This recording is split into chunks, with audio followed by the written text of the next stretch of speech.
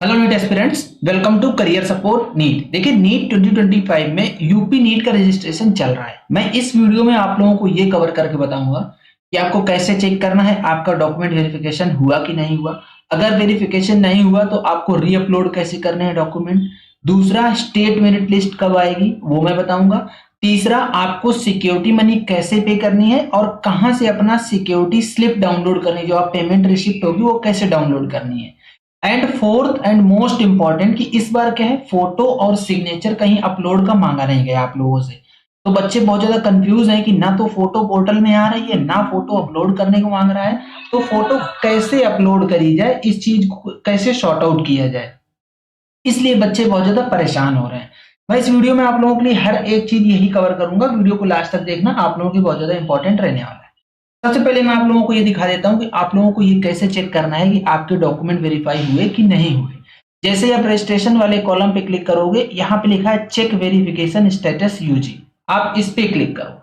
इस पे क्लिक करने के बाद आपको यहाँ से अपना सिलेक्ट करना है, सिलेक्ट कोर्स। यहाँ पे आपने सिलेक्ट किया नीट यूजी 2025 का कोर्स सिलेक्ट कर दिया। अब यहाँ पे आपको रोल नंबर डालना है। जब आप रोल नंबर डालेंगे, यहाँ पे देखो मैं रोल नंबर डालता हूँ अपना, आप लोग अपना अपना रोल नंबर डालिएगा। मैं अपना रोल नंबर डाल के आप लोगों को दिखाता हूँ। आपको रोल नंबर डालना है और आगे जाके नीट का एप्लीकेशन नंबर डालना है, कैप्चा फिल करना है। वो मैं आप लोगों के सामने करके दिखा रहा हूँ, अभी लाइव दिखा रहा हूँ करके, जिससे आप लोगों को ये ना हो कि कैसे करें भैया, नहीं हो रहा है। और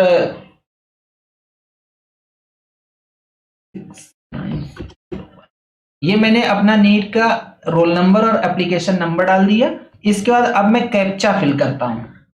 कैप्चा फिल करने के बाद मैं इसको लॉगिन करूंगा और जैसे दिखाऊंगा तो आप लोग देख पाओगे ये लॉगिन हो गया। अब देखो यहाँ पे आप लोग, ये मेरे राइट कॉर्नर पे देखो, ये लिखा हुआ है डॉक्यूमेंट वेरिफिकेशन स्टेटस वेरीफाइड। जिसका जिसका ये वेरीफाइड लिख के आ जा रहा है उसको कुछ नहीं करना है।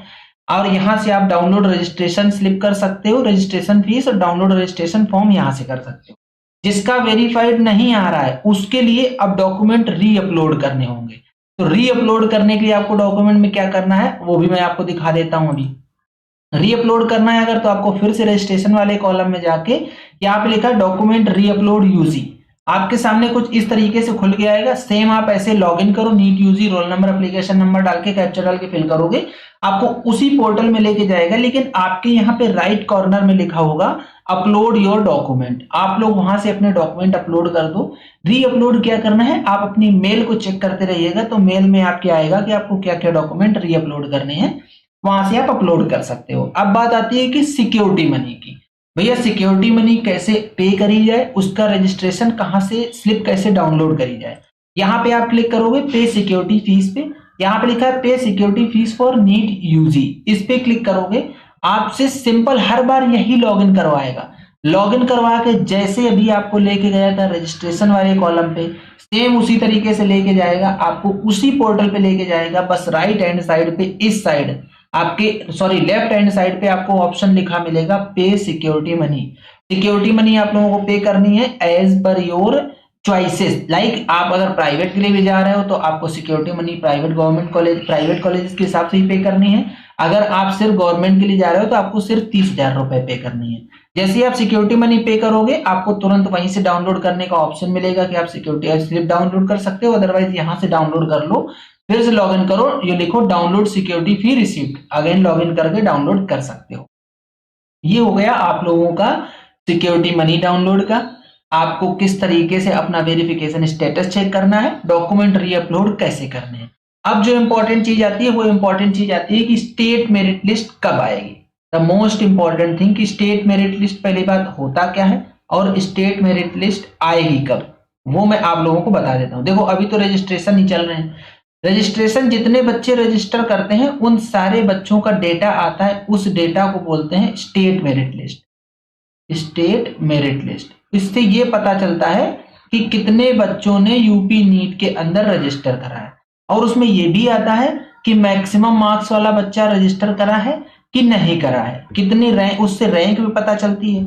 उसी स्टेट मेरिट लिस्ट के आने के बाद एक ये और एक्सपेक्टेड आइडिया लग जाता है कि कौन कौन सा कॉलेज किस रैंक तक बच्चे को मिलने वाला है।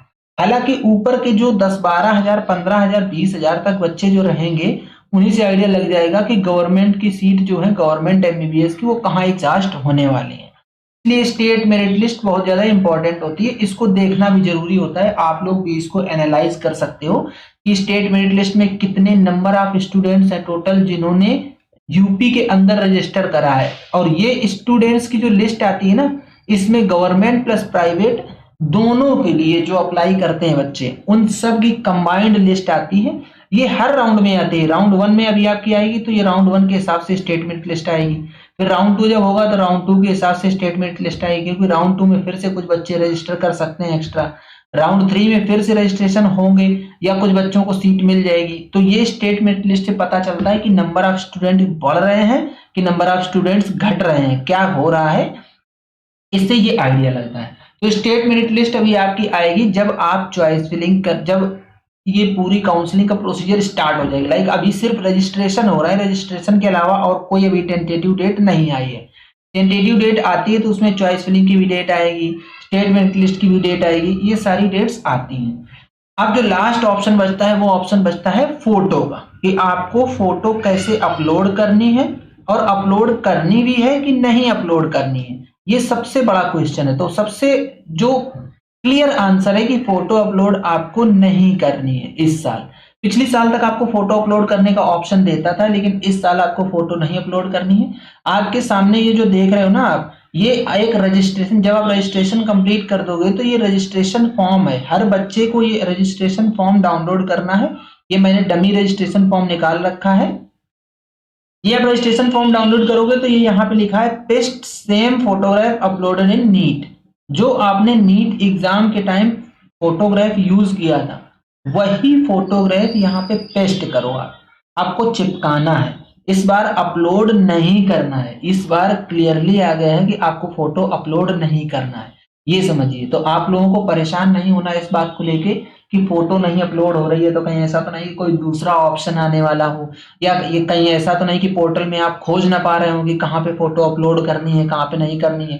आप लोग इस चीज से बिल्कुल परेशान मत हो। आपका रजिस्ट्रेशन कंप्लीट हो गया है। ये फोटो इसी तरीके की आपके पोर्टल पे भी दिखती है, यहाँ पे फोटो नहीं दिखती है। इसके पहले फोटो दिखा करती थी और फोटो यहाँ पे आती थी बन के आपकी, लेकिन इस बार नहीं आ रही। तो यहाँ पे आपको फोटो पेस्ट करनी है आपकी। जैसे ही फोटो पेस्ट करोगे तब ये आपका जो रजिस्ट्रेशन फॉर्म है, जब सीट मिल जाएगी आप डॉक्यूमेंट वेरिफिकेशन कराने जाओगे तो इस फोटो से मैच किया जाएगा। और ये फोटो और आपके जो डॉक्यूमेंट, जो नीट के एडमिट कार्ड में फोटो है, वो फोटो मैच करनी चाहिए। प्रेफरेबली कोशिश आपको ये करना है कि मैचिंग वाली फोटो रहे, सो दैट कि आपको डॉक्यूमेंट वेरिफिकेशन में कोई दिक्कत ना आए।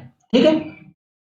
अब जब जैसे ही अभी शेड्यूल आगे का आ जाएगा तो वैसे ही आप लोगों के लिए चॉइस फिलिंग का विंडो ओपन हो जाएगा। चॉइस फिलिंग आपको कैसे करनी है, आगे की काउंसलिंग में आपको कैसे प्रोसीड करना है, ये सारी चीजें करियर सपोर्ट नीट के हेल्पलाइन नंबर पे आप व्हाट्सएप करके पेड काउंसलिंग ब्रोचर के अंदर, पेड गाइडेंस के अंदर ये सारी चीजें ले सकते हो। Career support NEET paid guidance provide करता है। आपकी पूरी की पूरी काउंसलिंग कर दी जाएगी, पेड काउंसलिंग। आपकी सबसे सस्ती हमारी पेड काउंसलिंग है। आप किसी से भी रीच आउट कर लोगे, आपके लिए एमबीबीएस और बीडीएस की अगर सबसे सस्ती काउंसलिंग है तो करियर सपोर्ट नीट के पास है।